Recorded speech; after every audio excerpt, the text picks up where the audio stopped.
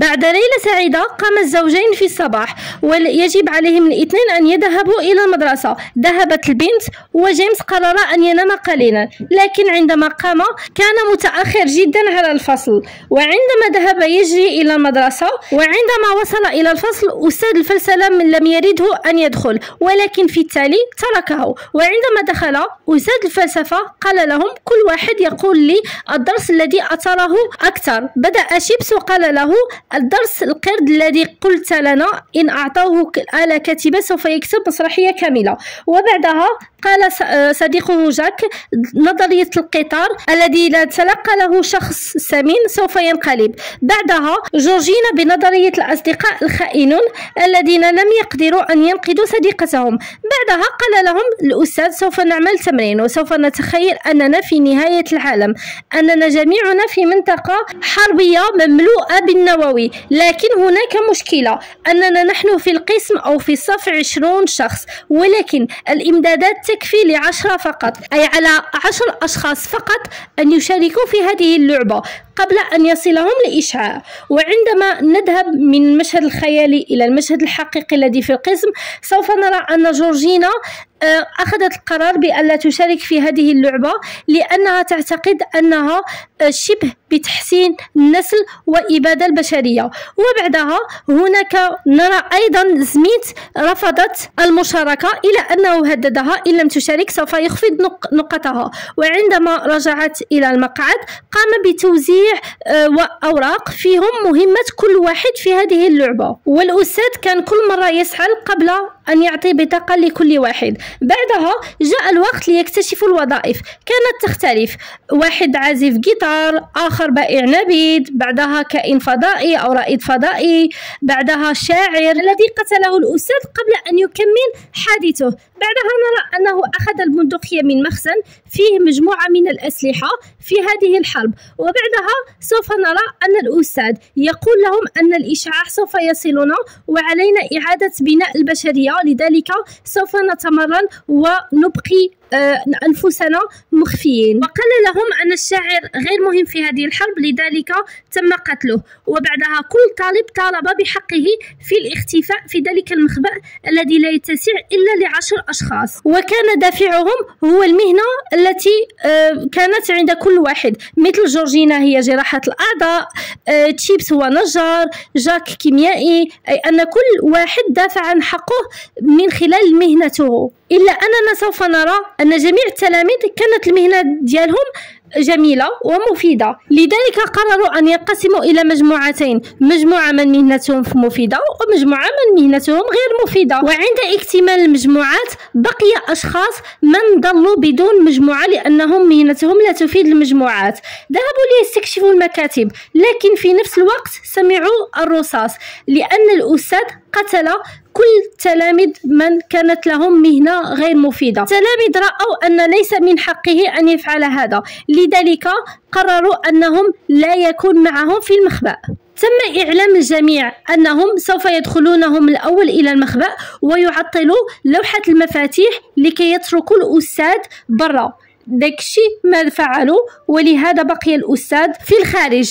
ثم قام التلاميذ باستكشاف المخبأ، كان جميل جدا وفيه أي حاجة ممكن أن يحتاجها هذو التلاميذ للاختباء، وهم 10. والمخبأ كان مجهز أيضا بسرير للأزواج. بعدها سوف نرى أن كل ليلة يجتمعون ويقررون ماذا سوف يفعلوا، إلى أنهم قرروا أنهم سوف يعيشوا في هذا المخبأ لمدة عام لأن المؤونة تكفيهم. عاشوا وقاموا بكل ما يجب أن يقوموا به، قاموا بأي حاجة ممكن أن تتخيلوها، إلى أن الروتين كان يغلب عليهم، لكنهم صبروا لمدة العام. وكل مرة كانوا يروا من النافذة جثة سميث تأكلها الكلاب ومرمية تتعفن. عندما مر العام وقرروا أن يفتحوا الباب كانت لوحة المفاتيح معطلة ولم يستطيعوا أن يفتحوا الباب. بعدها سوف نرى أن الطعام لم يكن يكفيهم والبعض منهم انتحر، لذلك سوف نمر من هذا المشهد إلى مشهد القسم عندما قال لهم الأستاذ أنتم في الأول أخطأتوا، لأن سميث أو الأستاذ هو من كان قادر على فتح تلك الباب، لذلك قال لهم تخيلوا مشهد آخر ومكان آخر بمهنات أخرى، إلى أنهم هذه المرة أضافوا لكل واحد منهم سمة. مثلا جيمس الذي مهنته الزراعة لكنه أصبح مثالي، تم قبوله لأنه يهتم بالزراعة. بعدها سوف نرى جورجينا جراحة العظام أصيبت بفيروس إيبولا، لذلك سوف تقصى. أما بلان فلديها سمة أنها وجدت الكنز، لذلك سوف تقبل. بعدها بيترا التي كانت دائما مهندسة إنشاءات سوف تقبل دائما. بعدها صديقهم الذي سوف يصاب بمرض نادر سوف يرفض. بعدها سوف نرى أن صديقتهم روبي التي كانت عاقم لكنها معالجة نفسية سوف ترفض لأنها لن تفيدهم في شيء. وطبعا ككل مرة قام الأستاذ بتصفية من لم يكن لهم مهنة مفيدة. بعدها هربوا جميعا في الشاحنات، أي ذوي المهنات الغير مفيدة، إلى أنهم عندما ركبوا الشاحنة لقوا حتفهم بقنبلة من الحرب، وذوي المهنات المفيدة ذهبوا لكي يختبئوا في المختبر. ولكن في الليلة الأولى بيترا قامت في الليل من النوم ووجدت جيمس يقوم بعلاقة مثلية مع آخر مثله. صارعت وقالتها للجميع، إلى أن الجميع لم يهتم لهذا الشيء، وقالوا يجب أن نكون أزواج لكي نتكاثر ونحافظ على النسل البشري. بالطبع المثليين لم يريدوا هذا، ولكن كل واحد عادي اختار زوجته. ومن بعد سوف نرى أن بيترا اختارت الأستاذ، وهذا ضد في جيمس. بعدها سوف نرى أن في الخارج هناك مجموعة من القنبلات، وأن الأزواج بدأوا حياتهم الزوجية، إلا أن بعد 10 أسابيع لم يحدث أي إنجاب. وقال لهم الأستاذ يجب أن نبتدل أو نبدل الأزواج، لكن الزوجات رفضوا وقالوا أنتم تفكرون أكثر من اللازم. الأستاذ فقد السيطرة وقام يهدد الجميع، إلى أن واحد رآه وهاجم عليه من الخلف، وعندما رأى أنه فشل في هذه المهاجمة ذهب بكل هدوء وفتح باب الخارج، وتمت مهاجمة المخبأ من طرف قنبلة خارجية. بعدها سوف نذهب إلى القسم حيث يقولون التلاميذ للأستاذ لماذا هناك نفس النتائج؟ لماذا نهلك جميعا دائما في هذه الحرب؟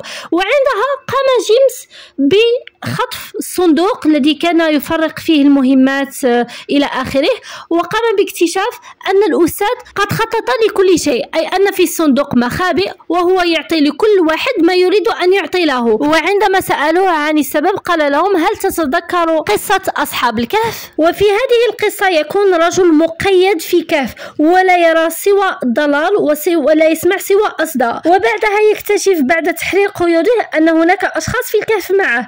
بعدها سوف نذهب إلى القسم عندما يكون الأستاذ يشرح هذه القصة ويقول له يقول لجيمس أنك تشبه هذا الرجل، أنك غير مميز بأي شيء، ويقول له جيمس لماذا أعطيتني مهنة مهمة كمزارع؟ لو أردت إخراجي كنت سوف تعطيني أي مهمة لكي تخرجني من الأول من اللعبة. وقال لهم سوف ألعب للمرة الثالثة وجيمس سوف يكون بائع أزهار، وسوف تكون جزيرة بدون نهاية العالم. سوف نرى الأستاذ دائما سوف يحمل المسدس ويخبئه، إلى أنه عندما يذهب سوف يرى أن بيترا تنتظره وتعنقه وتقول له من فضلك اجعلني أنا أختار الأشخاص الذي سوف يكونوا معنا في هذه الجزيرة. وبعدها الصدمة، سوف تختار كل من لم يتم اختياره من قبل. سوف تختار البنت بائعة النبيذ، سوف تختار مصممة الأزياء، وسوف تقول لهم لكي نزرع الحياة في هذه الجزيرة ويكون لها طعم يجب أن يكون جميع الأشخاص التي مهنتهم غير مفيدة في الحرب. وبعد تكوين المجموعة ذهبوا إلى المخبأ، وسوف نرى أن حتى في القسم هم متجمعين، إلى أن الأستاذ كالعادة عندما رأى أن هناك أشخاص غير مفيدين في المخبأ فقد أعصابه وقرر أن يواجههم بالمسدس، إلى أنه لم يجد لأنها بيترا عندما عانقت سرقته له، من بعدها أعطته له ولقاه بدون أي رصاص. ثم هجمه جيمس بالبندقية وقال له أنا أخذتها أيضا من المخبأ، وقال لهم أنتم لا تعلمون الرمز، وقالت له لا، نحن لدينا بنت ذاكرتها جيدة جدا فإنها تتذكر الرمز الذي قمت به. وحس الأستاذ بانهزام، وعندما ذهب أعطت لبنت مكانه الأخير لكنها رفضت. بعدها أخذه تشيبس. جيمس في هذه المرة لم يكن مثلي. لذلك بدأ يتوسل بيترا لأن تدخل معهم في المخبأ، إلى أنه قالت لهم لا، سوف أذهب مع أصدقائي الغير مفيدين في القارب. لكن تشيبس قال لها لدي المفاتيح، وعندما أتت لتأخذهم دفع بها إلى المخبأ وخرج هو. وعندما ذهبوا بالقارب آخرين في نفس الوقت كانوا يلعبوا في المخبأ ومرتاحين، أنهم هذه المرة لديهم نبيذ، لديهم أشخاص يغنون لهم، لديهم جيتار، لديهم الحب أيضا، لديهم كل شيء لحياة رفاهية. وبعد العام، بعد كل الأيام الجميلة، فتحوا الباب لكي يروا أن الجزيرة مثل ما كانت قبل، أي لم تسقط أي قنبلة. وعندما نرجع إلى القسم قال لهم الأستاذ سوف تموتون، لأنه ليس من بينكم أي واحد لديه مهنة مفيدة. وقالت له بيترا على الأقل سوف نكون سعداء. وتم إسقاط صاروخ عليهم. في نفس الوقت ظهر الأستاذ واكتشفوا أنه اكتشف كهف، لذلك بقى على الحياة كل هذه المدة. وقال لهم سوف أنهي حياة أي واحد سوف يضغط على سر انفجار الصاروخ. ولكن كلهم قاموا بحماية جيمس لأنه أراد أن يطلق عليه النار. وبعدها قام جيمس بضغط على سر الصاروخ. بعدها في القسم خجل الأستاذ لهذا التمرين الثالث بالخصوص، لأنه كان يعني أكثر ككل أي لعبة من قبل. وقال لهم صديقهم الذي ذهب بالقارب، أي أنه لم يكن في المخبأ، أنهم نجوا وأصبح هو الرجل الوحيد بين 6 نساء، لأن كل الأشخاص أو كل رجال آخرين، واحد غرق، الآخر أكلته سمكة، وبقي هو الرجل الوحيد، وكان كل مرة يختار زوجة له. وهنا تأتي نهاية الدرس. الكل يذهب إلى بيترا، وهنا نكتشف أن بيترا على علاقة بالأستاذ، وأن الأستاذ كان يعاقب جيمس بهذه اللعبة. وقالت له لا تعاقب جيمس على شيء هو لا يعرفه من الأساس. وقالت له أن الذكاء ليس كل شيء، وأنها تحب جيمس كما هو. وبعدها سوف تعطيه قبلة وسوف تتركه وحيد. بعدها سوف يذهب إلى المكتب ويقرر أن ينهي حياته بعد آخر يوم له في هذه المدرسة.